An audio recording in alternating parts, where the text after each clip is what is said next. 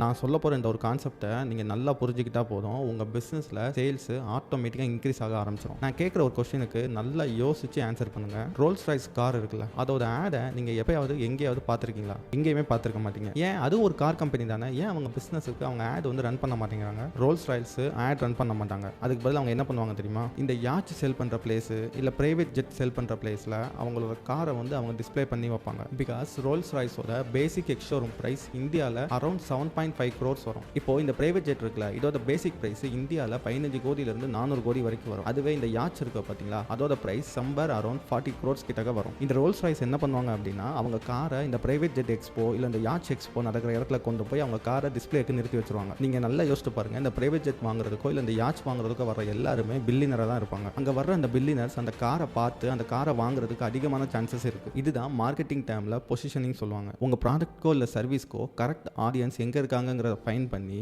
அங்க நீங்க உங்க ப்ராடக்ட்டை ஷோ பண்ணாலே போதும், அவங்க ஆட்டோமேட்டிக்கா அந்த ப்ராடக்ட்டையோ இல்ல சர்வீஸையோ பை பண்ண ஆரம்பிச்சிருவாங்க. உங்க ப்ராடக்ட்கோ இல்ல சர்வீஸ்க்கோ எப்படி கரெக்டான ஆடியன்ஸை ஃபைண்ட் பண்ணி அவங்க கிட்ட உங்க ப்ராடக்ட்டையோ இல்ல சர்வீஸையோ எப்படி கரெக்டா பொசிஷன் பண்ணணும்னு தெரியாம இருந்தீங்க அப்படின்னா, என்ன ஃபாலோ பண்ணிட்டு என் பயோல லிங்கை கிளிக் பண்ணி உங்க டீடைல்ஸை ஃபில் பண்ணுங்க. நானே அதை உங்களுக்கு ஃப்ரீயா சொல்லி தரேன்.